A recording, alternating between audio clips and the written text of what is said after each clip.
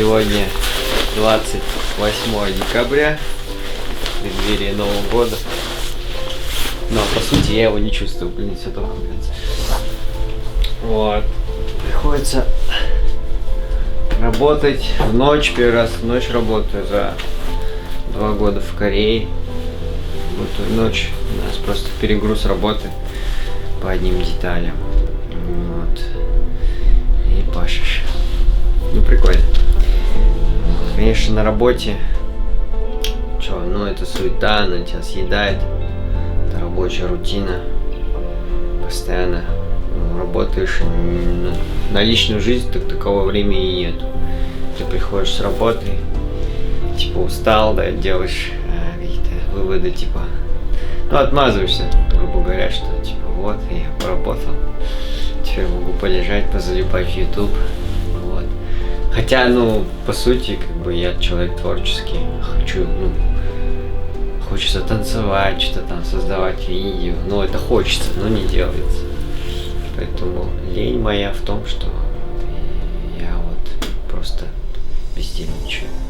Конечно, все это сваливаю на эту рутину, на завод. Наверное, возможно, но я не могу себя перебороть. Вот, для чего я это делаю? Для чего я столько много работаю, для чего столько времени жертвую? У меня есть определенная цель, я хочу накопить деньги, подкапливаю уже все на аппаратуру, на технику, видео.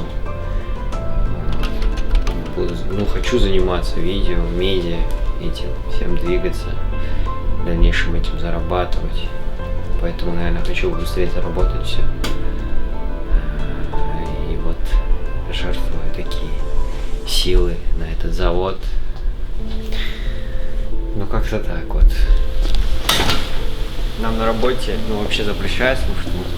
Но сегодня ночь, никого нет. Я буду слушать музыку всю ночь. Иногда, когда прокачиваю треки, я могу потанцевать, но не всегда это получается.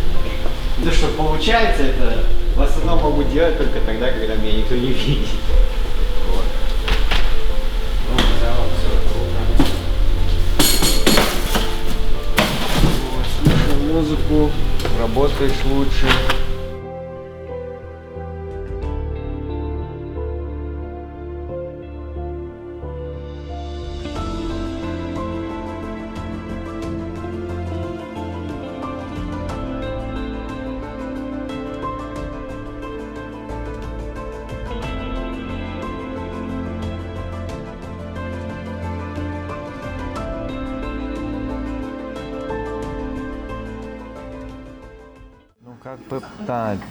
Как я приехал в Корею, первый мой приезд в Корею, это было, что-то такое, для меня это было вызовом, потому что я не хотел сюда ехать, вот. Потому что, все здесь работают и только и говорят, что здесь очень сложно, очень сложно. Меня не испугало, что здесь сложно, мне просто меня раздражал тот факт, что все сюда валят толпами. Я не хотел сюда ехать, но так произошло, что я хотел двигаться дальше, а все, что я зарабатывал, хватало только мне на житье и питье. И рассчитывал где-то, максимум 2 года, минимум 1,5 года. Вот. И уже здесь уже здесь чуть больше 2 лет. Все еще хочу уехать отсюда. Вот. Что мне не нравится здесь, в Корее, как только я приехал, я столкнулся с проблемой, это языки, это другой менталитет, это другие люди совсем. Это просто разный взгляд на какие-то вещи. Вот. И, с одной стороны, мне было сложно понять их, и, когда очень так раздражался, бывало.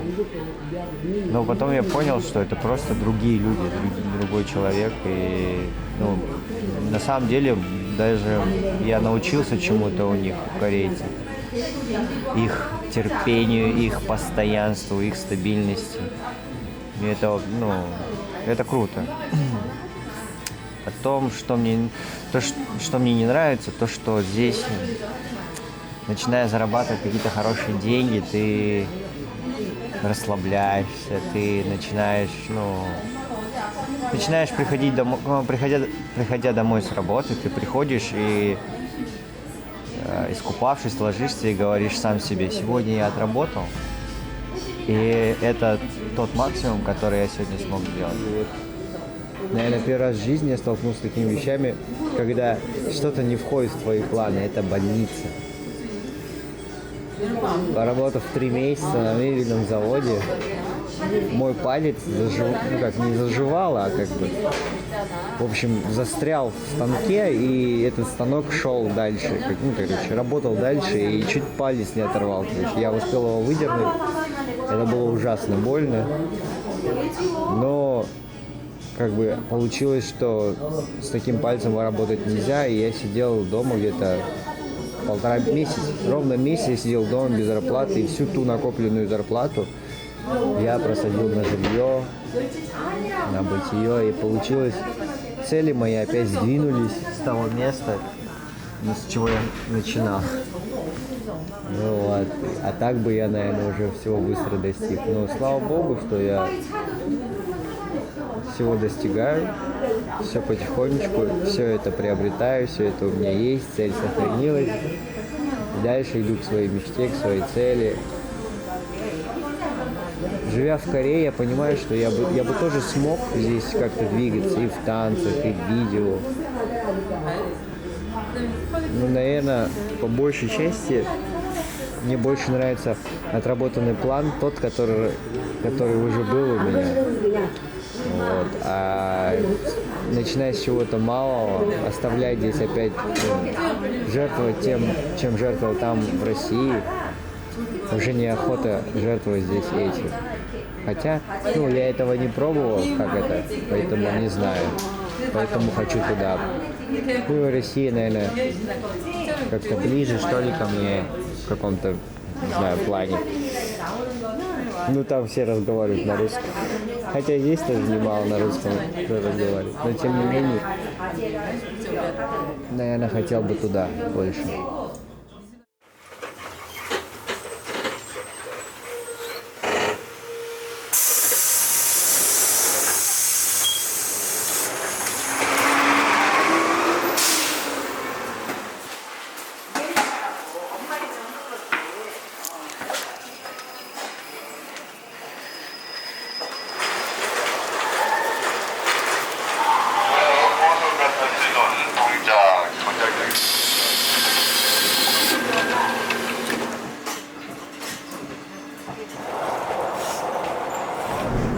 Сбылась моя мечта.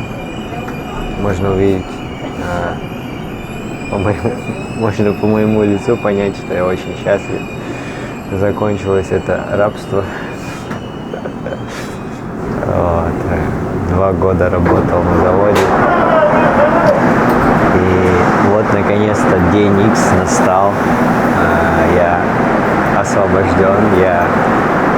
2 года я не занимался танцами, это прям убивало меня, потому что, ты умеешь, и этот талант, этот дар, так сказать, ты просто его 2 года его держал.